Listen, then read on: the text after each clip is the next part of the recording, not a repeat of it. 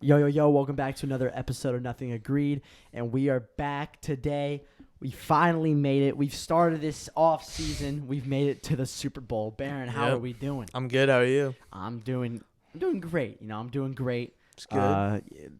Tests are getting more done now, so that's good. But I got tests tomorrow. Fun. But shit, I'm not gonna complain. Yeah. So, what else I'm not gonna complain about is Super Bowl coming up. Only thing I'll complain about is that football will be over.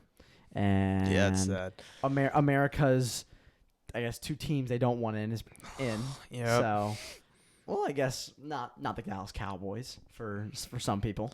So, go off. Would you rather have the Cowboys than the Niners? Well, I've been thinking about this a lot recently. Wow.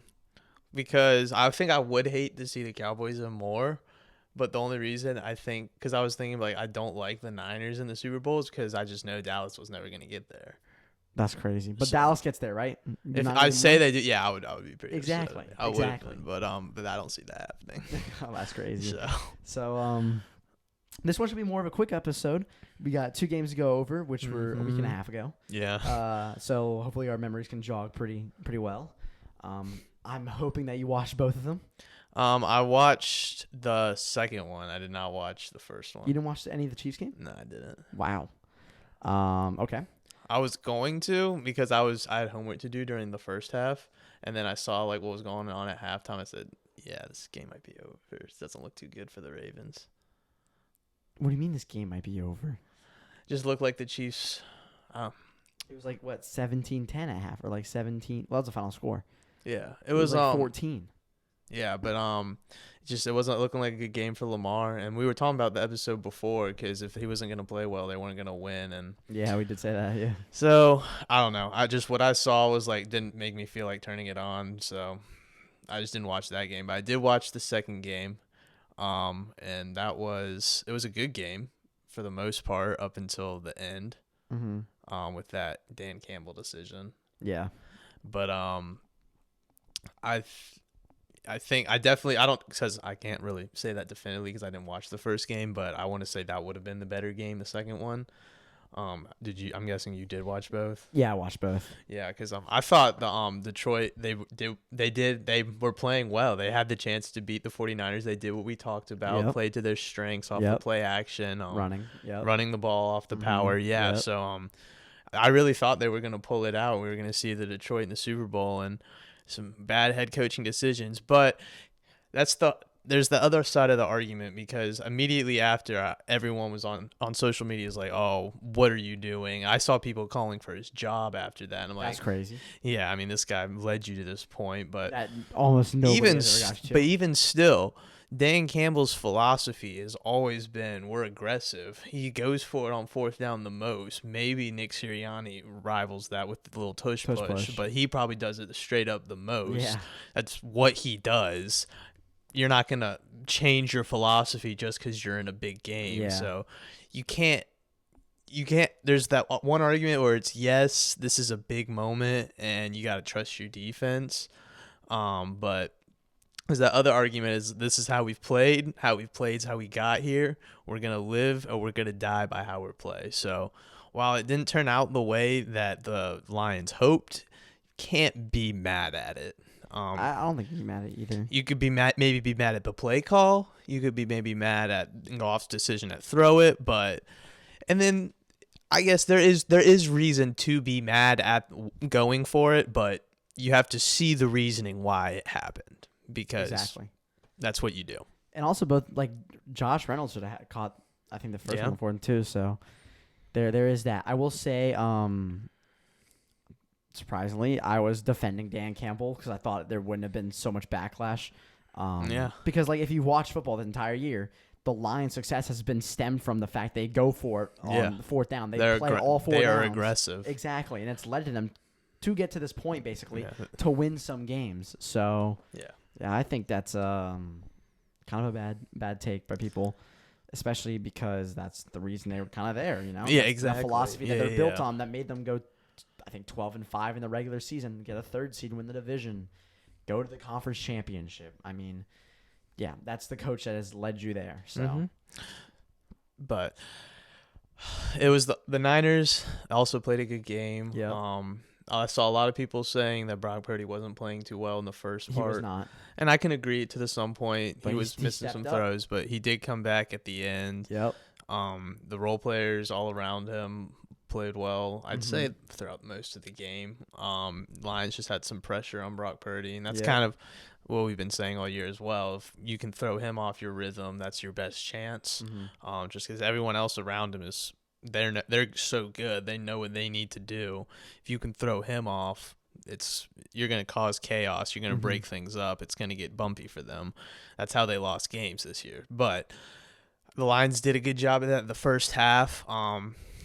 I don't think they did as well of a job in the second half, especially in the fourth quarter. It seemed like Purdy had a lot of time to throw come the fourth quarter, which let his guys set up those routes for him to make those easy throws. And there were some mistakes as well by the secondary. Yeah, for some mistakes. Detroit. Yeah, so it really just kind of crumbled out of the Lions' hands, really. They had the chance to do it, and they were up big at halftime. So, yeah, it's bad. It was bad. It was bad. You fought to the end, which was valiant. So it was a valiant effort. You're right. I will have to credit Brock Purdy. He made a lot of great throws. Credit the whole team. The defense did give up a lot of points for the Niners, but they stepped up in some crucial moments. Oh my gosh. I'm surprised the Lions didn't win that game though. Yeah. But I'll still defend. They should have. Yeah, I'll still defend Dan Campbell's decisions. Yeah. But Jared Goff would hand the ball off, and it was like, boom. Just like Aaron Jones in a divisional game. Like we said, that Niners run defense wasn't good. Attack it, like I said, and you said as well. Dave Montgomery, hole. Jahmyr Gibbs, hole. Opening, right? It was literally like it just warped open like that. So it was kind of crazy to me. I thought it was done and dusted after the first quarter. I kept seeing, I was like, oh, just keep running the ball. Like, run the ball the first 2 plays for like 60% of your drives. So, yeah. Exactly. I think we should cover more of the first game though. Get to that. Yeah, the one I didn't really watch. I saw some of I can talk about it a lot. I saw some of the highlights. I can talk about it a lot. There was one thing I want to bring up was the taunting call. If you saw the taunting call against Zay Flowers. I think I saw that. He caught, I think, it was a 56 yarder. It was a flip the field in the red zone, and then got up, spun the ball on the defender, pointed at him, yelled at him stuff. 15-yard penalty. That is a penalty. I will say that. Players coming out saying we'll let them taunt. I somewhat agree. It was a little disrespectful, but hey, that's the disrespect in the game. That's the competitiveness of the fire you're playing with, right? Talk your shit. But you got to be professional. Yeah, no, you can't do that. You got to know the rules, right? Yeah. Even if the rules are stupid, you got to know the rules. You can't do it. Exactly. You can protest all you want, but you can't do it. It was like before, like I think 21 or maybe it was like 20 when it was like the celebration rules were so strict. Yeah. That like anything you celebrated on was almost a penalty if it was like excessive. God, that was like 2019 or 2020, and then all the team celebrations came out after like the rule got like banned, but it was like, don't do a stupid celebration because then it costs your team, and like you saw missed extra points. You gotta be professional, right? And then he fumbled in the end zone, which wasn't him fumbling. It was more just a good defensive play by, I think that was L'Jarius Sneed. I think so. Great play by him. That defense was holding Mahomes from the end zone, but like he would still make some good plays. That one Travis Kelce touchdown. That Travis Kelce touchdown was a beautiful ball. Yeah. I think it was bottom right corner of the end zone, kind of back right there. It was amazing. Yeah, and then we got to see Taylor Swift. We did get to see. Of course, you're going to see Taylor Swift. No, I don't blame him. It's it's a good way to make your money, and it's a good way to get. Yeah, you saw that one graphic, right? Like how many times they've shown her, how many seconds? No, like how much revenue she's generated for the NFL this year. I know she generated like 300-some million. Yeah. Yeah. That's crazy. Exactly. Right? So that's a lot of money. So they're gonna keep showing her. Yeah. So like how much money does I wonder how much does an average NFL team make per year? That's it. The whole league we can put that. I heard she paid the Chiefs $300 million. Let me look it up. Go ahead. I'll keep talking about the game. Yeah. I think what really killed the Ravens was the run game. They're the number one rush offense that season, and they had 8 carries the entire game. And I think it was Gus Edwards had 3 carries for like 23 yards. Like he was running with the ball really well, and that was not the case that had to be taken. So yeah, that was I think that was the issue, is that the run game wasn't really there for the Ravens. They only lost by 17-10. And you're not utilizing the run game, even though they'd come back the entire game. But, like, second and third quarter, still didn't utilize the run game. I think Lamar had that one really big run in the first quarter where he broke open for 30. And I thought it was going to be I predicted the Chiefs game to be a higher scoring game than the Ravens Chiefs game to be higher scoring than the Lions, which, of course, wasn't true. But when I saw in the first quarter, I was like, both teams are driving down really well. I was like, oh, shit. Like, this could be a shootout. Yeah. When Lamar uses his legs, he's as deadly as he gets, and he wasn't really using his legs. So I think that was kind of killer. So, yeah, that's what I have to say. I think it was more on the Ravens than the Chiefs, because if you can hold Patrick Mahomes to 17 points. So to say, that was my initial takeaway after seeing the few highlights I saw in the stats. Yeah, like we said, the Ravens have to play well to beat the Chiefs. Yeah. The Chiefs have a very good defense. Yeah, I got to credit them. Yeah, and looking at Lamar's stats and that reaction I saw from everyone else on social media and the defensive highlights on Instagram, Lamar did not have a good game. So it kind of comes back down to that. But they'll have this offseason to kind of regroup, retool. But yeah, the AFC did not go through it went through Baltimore, but the Chiefs were not afraid. Yeah, I mean with receivers, right? Look, we know Lamar's an elite quarterback. I would say so. I think he's an elite quarterback. He's gonna win the MVP this year, most likely. But I don't know if any look, this is just speculation. I don't know if any true wide receiver, if they think without anyone else saying for them, just by themselves, would I want to go to a team that has a primarily scrambling quarterback? Like, it could bring my numbers down, could hurt my contract if I get a new one, right? So, I don't know why they haven't made that push. I think they will. I think that's kind of what they wanted Odell to be this year. We exactly. Knew that wasn't going to be that. So this offseason, I think there's a much wider class of wide receiver free agents. A lot of people are saying A.J. Brown.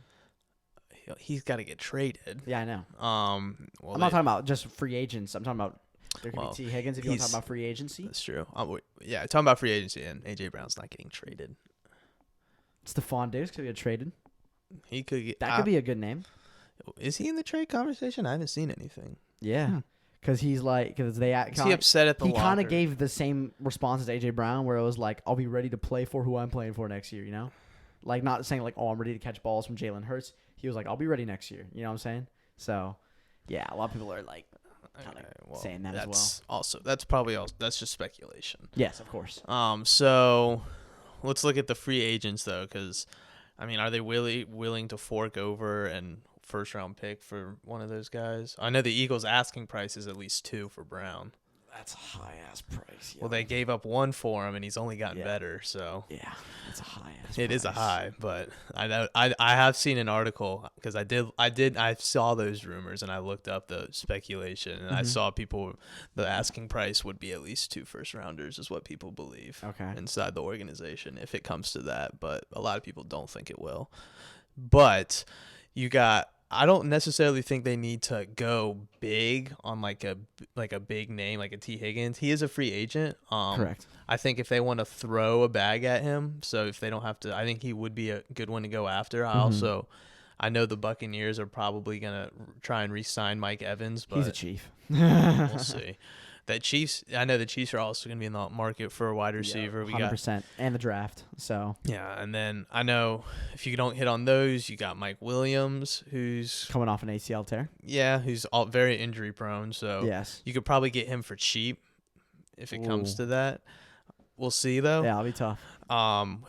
There's another big name. Who is it? Who am I forgetting? Do you know what team he plays for? I can't remember. It's coming off me as well. I don't know. All right. Well, just let's look at those ones. They probably want to go after T. Higgins, which would be a good one because he's a good one. Because Zay Flowers is good, but he's not like a wide receiver 1. Not yet, at least. He has the potential to be one, in my opinion. He showed it this year. And God, he's a rookie too, isn't he not? Yeah, he is a rookie. Yeah, so he's got a lot of time. I know. I'm not saying they need to move off of him, but I'm saying in this window, looking at next year, I don't know if he's going to take that jump next year to be like a true wide receiver 1. Calvin Ridley is. That's a name. Michael Pittman. Okay. That's a big name right there. That could be a good one, yeah. Olamide Zaccheaus, my man. No, don't worry. That's kind of he's Gabe Davis. Gabe Davis could be a good one. That's a deep shot name right there. Rashid Bills, Shaheed is a good name. If the Bills lose Davis in free agency, they are not trading Diggs. I can promise you. Yeah, 100%. Jamal Agnew. Okay. Tyler Boyd. These aren't like wide receiver ones though. Curtis Samuel. No, this is not a wide receiver. Mike Evans. Yeah, that's a wide receiver one. But the Buccaneers are planning on trying to re-sign him. The wide receiver ones are T. Higgins can be a wide receiver one. Yes. Mike Evans can be your wide receiver one. Calvin Ridley's pushing it. He's more of a wide receiver two. He's borderline. Yep. Michael Pittman's a wide receiver one. Yeah, I would put him in there. 100%. I would put him in there. 100%. After this year, he's a wide receiver one. I would put him in there. He's gonna get wide receiver one money. That's really it for wide receiver ones. I might put Mike Evans in the push it bracket. Really? Is it because of his age? Mike Evans? No, sorry, Mike Williams. Mike Williams is not a wide receiver one. He's a wide receiver two. I'll put him in the push it bracket. I think if you put him on because look what he did as a wide receiver one on the Chargers when Keenan Allen was out when he played with Herbert. He still put up big numbers. He can be a wide receiver one, but he has to be in the right situation. It's got to be. That's why it's borderline. And to me, I don't know. To me, this is what scares me about like T. Higgins and Mike Evans is those tall wide receivers. Lamar, is he gonna throw you those get it balls, or he's gonna like scramble around and improvising? Right. I think Zay Flowers is good because he's speedy. Right. Mm-hmm. He works with the improvisation of. Well, I think it's good to have both because if you have Lamar roll out and you have a guy just rolling downfield, just chuck it up. Or if you have Lamar rolling out, kind of like a guy like Mark Andrews, just a big body, you can just kind of toss it his way and let him get it. That to me, I would call him like a security blanket. You know? Yeah. Oh, let's go hit my security guy. Like for Brady, Julian Edelman, security blanket. Mm-hmm. You know, the Travis Kelce was kind of security blanket. You know, it's mostly tight ends. Yeah, security blanket guys. But I think what they also need is maybe a guy like a tall guy, like you said, Mike Evans, Mike Williams, those guys. But I also think they need a guy that can run like routes, like a solid route runner. So Lamar can like stay in the pocket and deliver the balls because he has that ability too. And I just don't think – I think that's kind of what they're missing. Because I feel like, yes, Zay Flowers can take a deep shot and Lamar can hit him in stride, but you don't see him running a lot of post routes, a lot of corners. I just see them. I think they're going to make a trade. I think that's really going to be it. I think they're going to see what they did. And they're going to be like, we can still improve this offense. Running back, too, I mean, I guess J.K. Dobbins is coming back because he had that big Achilles tear again, right? But that scares me because he's had two major injuries back to back. Mm-hmm. So, yeah, I think they're going to be like, we can really get this offense that name, right? So I think they're going to go for it. We'll see. Yeah. But, they didn't get it done this year. They did not. And before we talk about the bowl, let's talk about another bowl. The Pro Bowl? The Pro Bowl, right? Well, first let's get into some other offseason. Oh, you want to get some other offseason topics? You want to get into briefly? I just looked up for the Taylor Swift thing for the $300 million she brings in. So last season, the average NFL franchise brought in $581 million. Damn, she's the Carolina Panthers, bro. So almost a half of what an average. She probably makes more than the Carolina Panthers. She probably did. Yeah. So that's crazy. That is crazy. Well, she probably does make more than the Carolina Panthers. But I'm saying the revenue she generated probably more than the Carolina Panthers. Oh no, I'm sorry. She probably makes more than just the Carolina Panthers. Yeah. Because like those big market teams are going to bring in a lot of money. Oh yeah, big cities. But.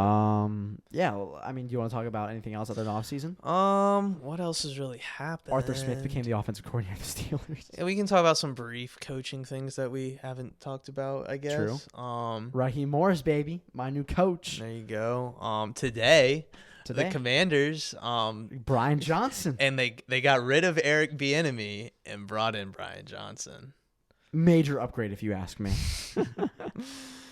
Bieniemy, wow.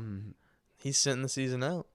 That's crazy. Yeah, I'm sure he'll end up as an offensive advisor somewhere, and then next season he's definitely gonna get a job, or a head coach job. I know that's why he didn't apply for any offensive coaching openings. Yes, sorry. Or he could become one of those mid-season acquisitions. Like a firing happens at offensive coordinator of a star team, right? Yeah. Let's say the Cowboys struggle or like the Bills struggle this year, right? They fired Dorsey, I think it was, and they got Joe Brady, right? Something like that, you know? Mm-hmm. So, Yeah, that's what I think could happen. Well, if the Bills have another mid-season firing of staff, then and they don't produce that postseason, then something bad's happening. Yeah, something bad will happen. I think something bad will happen this season. So we'll see. But yeah, he could definitely be one of those guys. But I can't see him not being on some offensive staff before the season starts. True. To some degree, like an advisor or anything. Yeah. What else happened? Just a lot of head coach hirings. Rams got their head coach. Did we cover that? The Rams episode? Did? Yeah. Rams have Sean McVay. Oh, they're offensive coordinator, not offensive, defensive. What coordinator did they just replace? Did they get Staley? Brandon Staley? They had to do defensive coordinator because Raheem Morris. Yeah. They got someone. I can't remember. Let's talk about head coaches. Mike Macdonald's the youngest coach, right? Which one is from that? Baltimore defensive coordinator to Seattle. Oh yeah. Now the youngest head coach, who literally replaced. He became the youngest head coach after replacing the second youngest coach. Oh, I thought and then he just replaced the oldest head coach. No, well maybe Pete Carroll, yeah. Yeah, but what I'm saying is, so who got hired and became the second youngest coach? Oh, Gerard Mayo for the Patriots. We knew about that. Mm-hmm. But the surprising thing about this cycle, no Vrabel. Yes. No Belichick. Yeah. No Bieniemy. No Carroll. Well, I didn't think Pete Carroll was gonna. I thought he was retiring. No. Oh.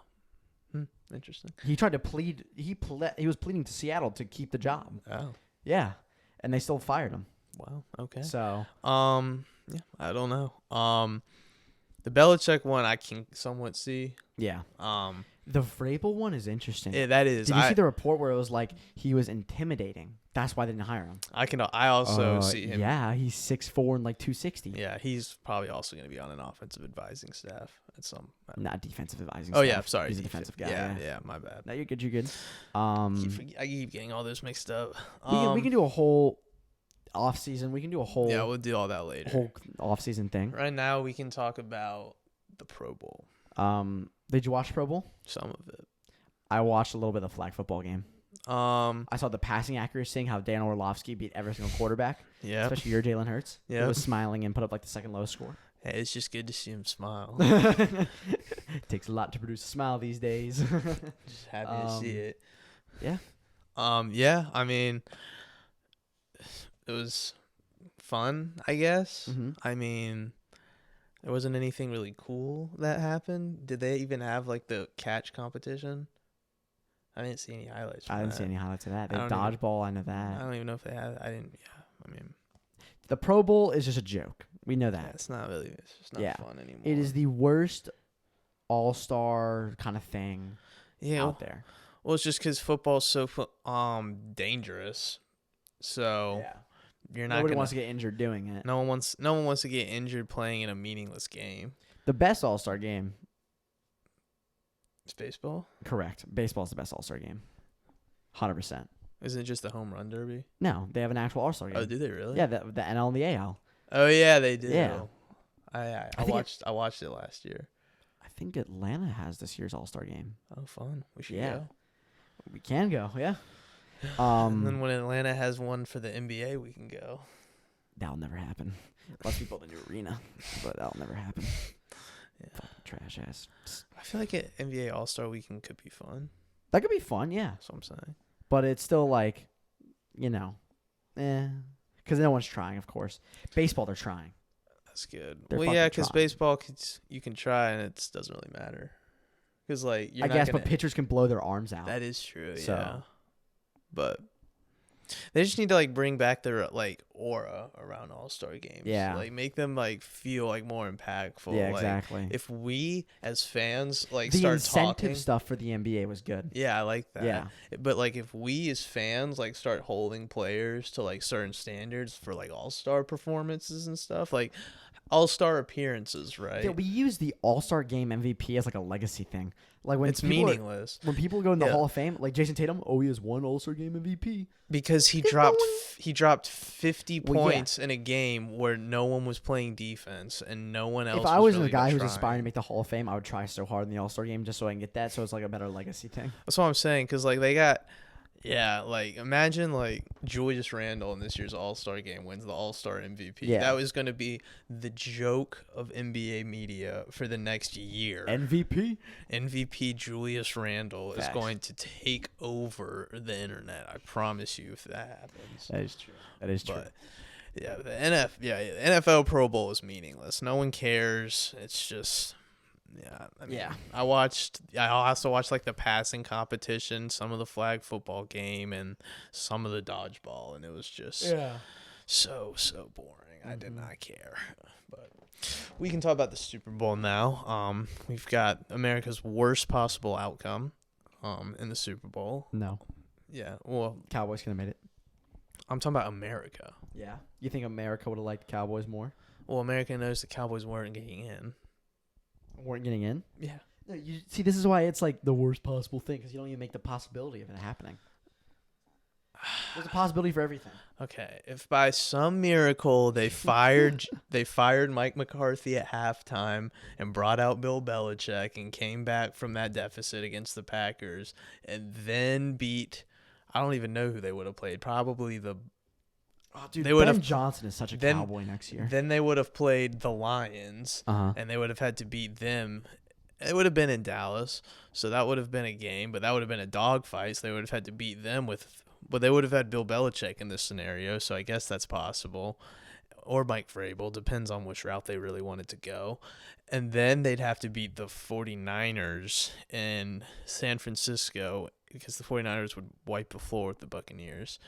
They would have to beat the 49ers in San Francisco in the NFC Championship, where they haven't been in 28 years with the Bill Belichick now led Cowboys. This is already a ridiculous scenario we're talking about, so that's why we're counting it out. So let's go into the Super Bowl, right? Okay. We already know the teams, of course. Mm-hmm. Chiefs and Niners. In Vegas. Yep. Which can be a crazy fucking Super Bowl. It's in Vegas. Yeah. Suites cost $2.5 million. So rigged. What is rigged? The Super Bowl, they're literally gonna be just like it's literally like a taxi ride away from the casinos. Like they can make the call. The call's like not. That doesn't even cost them anything. Let's go into it, man. Let's analyze it. So, a lot of people are picking the Chiefs.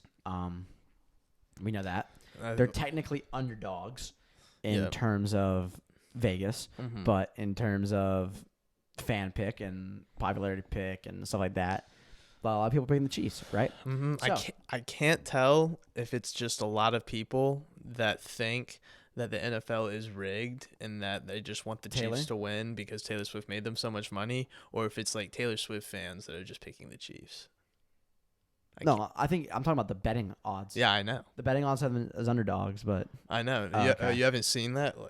Swifties are now betting on the Chiefs. Betting? Swifties can bet? They're like 12. I guess so. A lot of Swifties, so. They're learning all these ESPN posts. They were secret ESPN. Taylor Swift music. See, this is ESPN's master. Awesome. See, this is my theory, right? This is ESPN's master plan. You know why they kept posting all those Taylor Swift things? Because what also happened this year for ESPN? They launched ESPN Bet.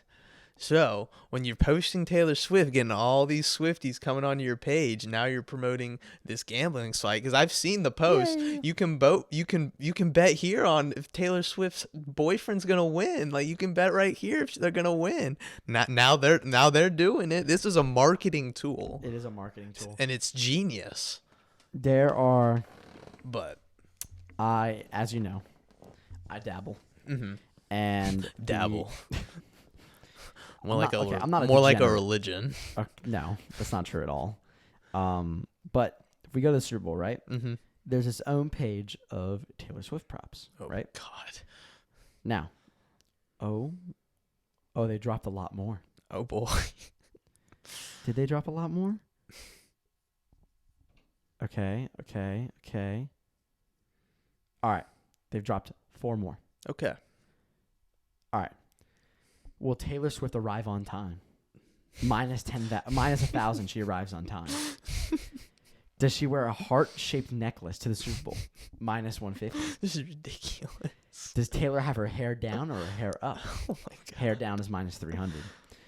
Lipstick red minus 1,000. Any other color is plus 400. Okay.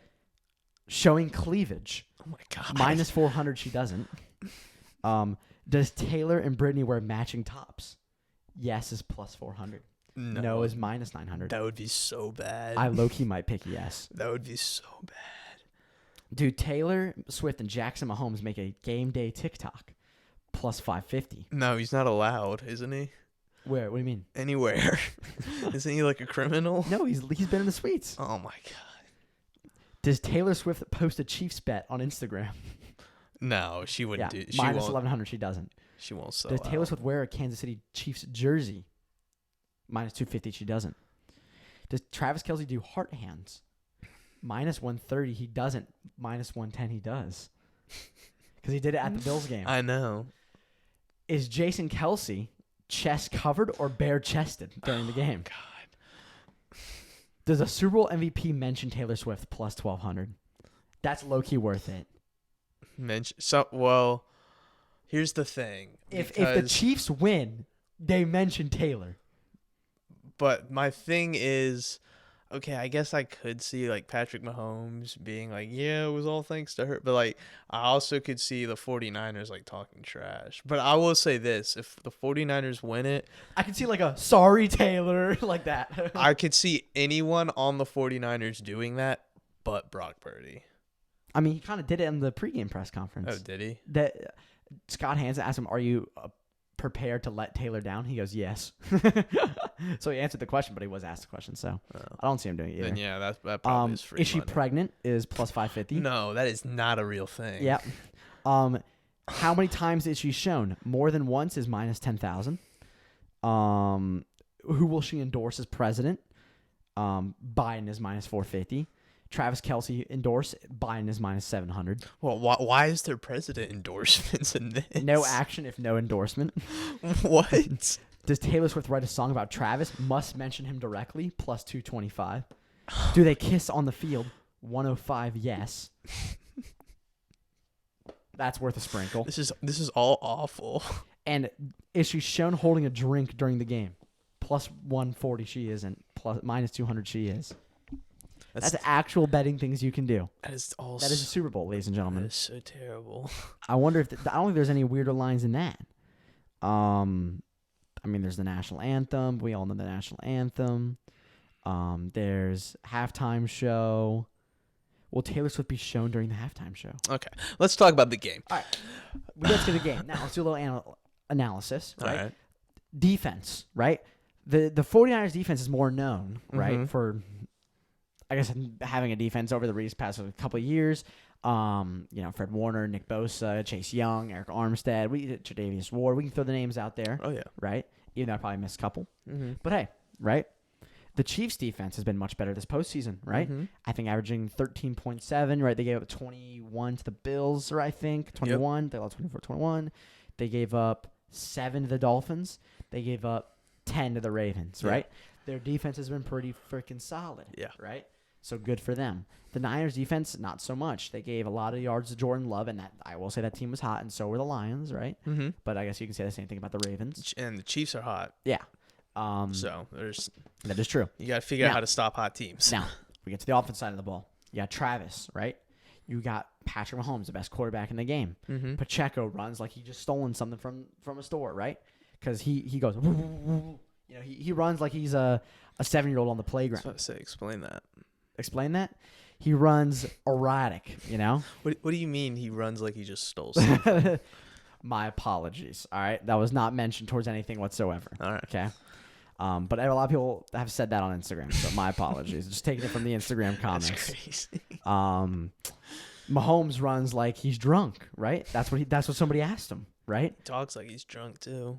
Talks like he's Kermit the Frog. And all right. And his dad. Kyle Shanahan should have blasted the press conference. And his dad drives drunk. That is true.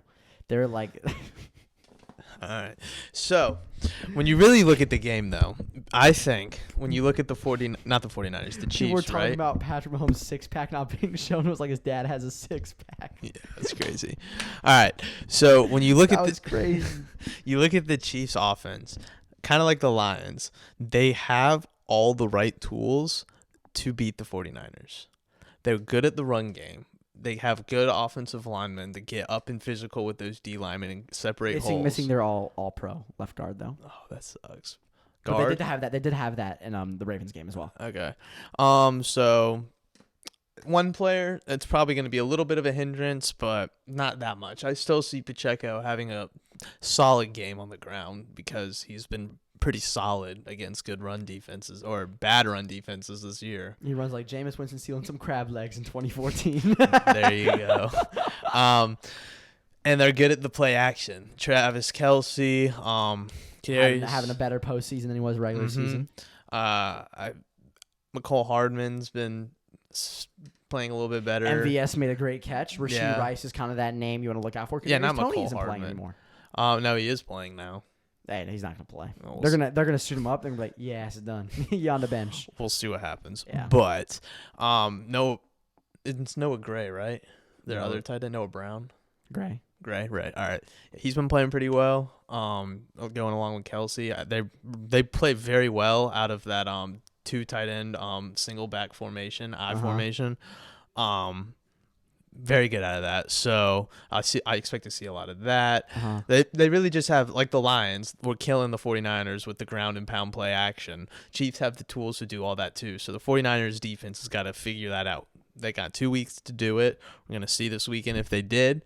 So we'll get to that. But then defensively, the Chiefs also have good pass rush, which are the tools to slow down the 49ers. You got to put that pressure on Purdy. They have good pass rush, and their secondary is good enough to give their pass rush a few extra seconds to get to the quarterback because they can keep the receivers covered for a couple seconds longer because they have a pretty good secondary. Now, their linebackers are decent. I wouldn't say they're the best, but they're pretty good still. So I could see a lot of run up the middle plays with McCaffrey, a lot of dump offs to McCaffrey or Debo, or a lot of over the middle quick passes to Kittle.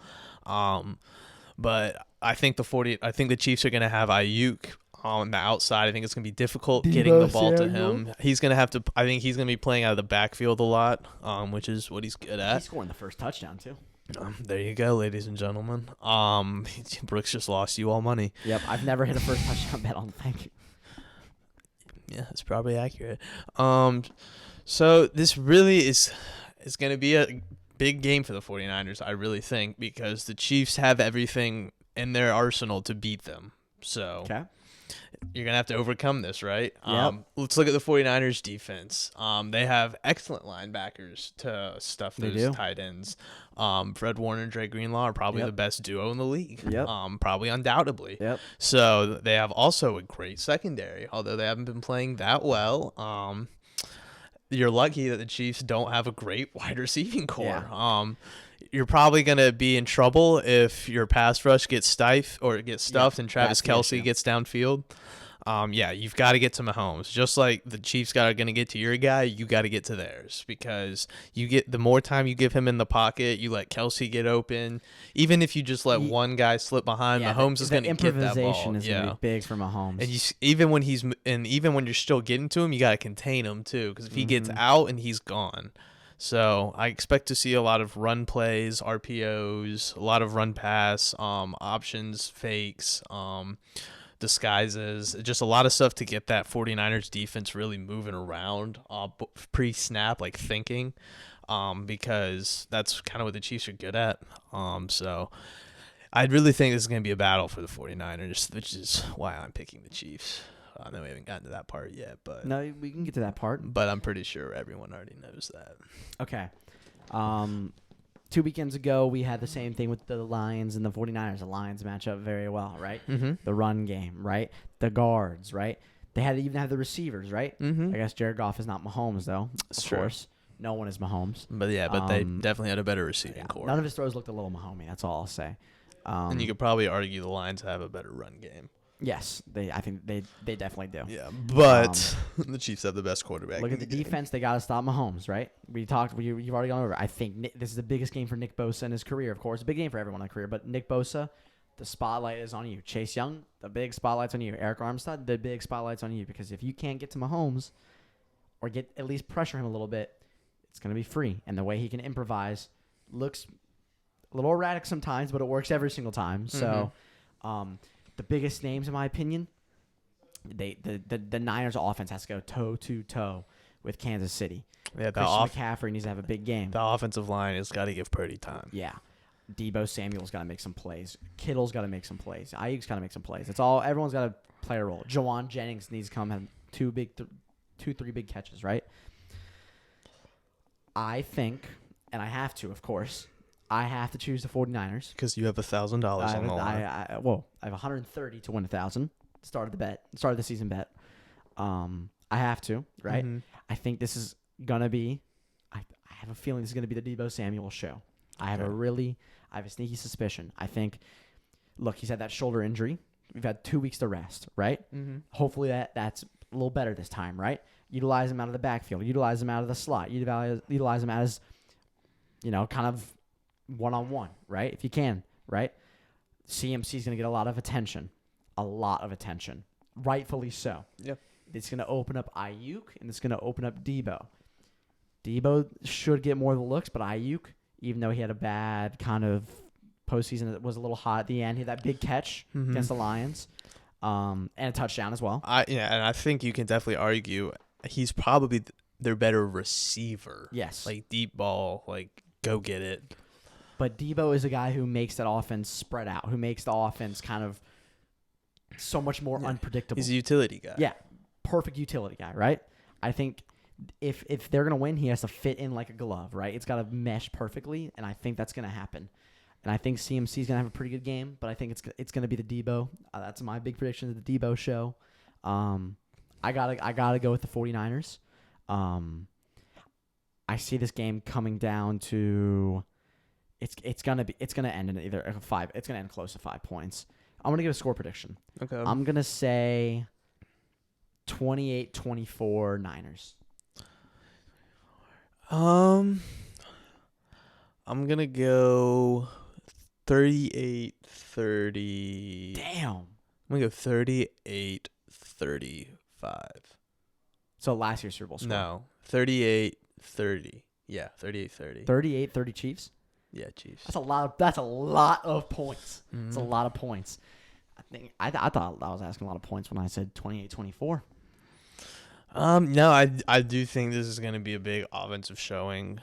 Just because I think both his offenses are just playing. Well, I don't know. I think if the Chiefs definitely have the advantage because I feel like the 49ers get off to the slower start. So if the Chiefs can get on Purdy early and create frustration, then that's going to linger throughout the whole game. They get that advantage, throw them off early and go up. Then I think that's also a problem. I just see the Chiefs just have more of an advantage to me. So I can see I see them winning by a margin like that. I'm gonna go Niners. I think they gotta get over the hump. I'm taking the curses that are for them, right? A lot of curses are going against the Chiefs, but it is Mahomes. He breaks that shit. But I'm gonna go Niners. Give me 4 points. I saw a very interesting one today. And what is that? It was out of the past 10 Super Bowls where one team's had to travel east and the other teams had to travel west. The team that's traveled west has always won. Really? Mm-hmm. I've seen one where it's the team that's the last, I think, 18 Super Bowls. The team that was closest to the location won 15 out of 18 times. There is the white jersey one, of course. Yeah. Who's wearing white this one? 49ers. Okay. But they wore white in the 2021 they lost. I was about to say. The Chiefs wore white last year, though. Against y'all? Yeah. Yeah. There was the coin toss one, which the Chiefs broke last year. Yeah. Which is interesting. There is that one dude on Reddit who's lost the last 16 in a row. Yeah. Who picked the Chiefs. Everyone's either saying hammered 49ers now or he's due. So he was due the last couple of years. I guess this one's undefeated right now, so yeah, we'll have to see what happens. Interesting. I'll have to look at the East-West one. So yeah, I got the Niners. You got the Chiefs. By the way, conference champion positions, I went 2-0 and you went 0-2. I know. That's crazy. So you know what that means? I'm up 1. Yep. So either we tie or I'll take the postseason one. So may the best man win. Of course, I got dominated in the regular season. Yep. Dog of the day. Yep. Which will return, by the way. Of course. Greatest series of all time. So And I will have to face my punishment. So. Oh, I know. I already ordered the jersey. Did you actually? Yeah. DHgate? Yeah. Damn. Who is it? I'm not telling you. Fuck. When will I wear it? When I feel like it. All right. Anything else you want to add? Yeah, I don't really want to sing any Taylor Swift, so we can just wrap it up. Oh, man. That's so mean. Wowzer, got you with a Taylor Swift pun. Song title, mean. I know. Did it last episode, too. That'll be another episode of Nothing Agreed.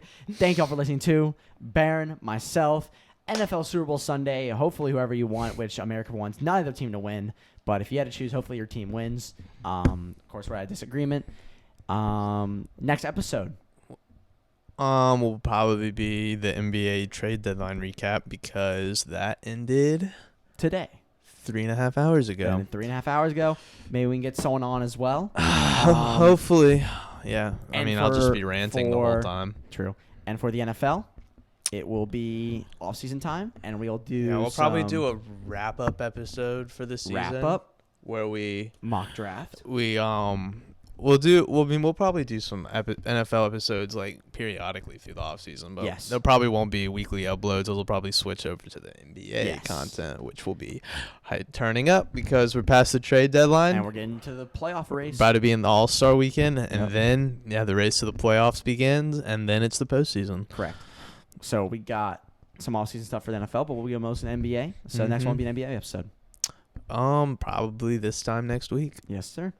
That'll be all. Thank y'all for listening, and peace.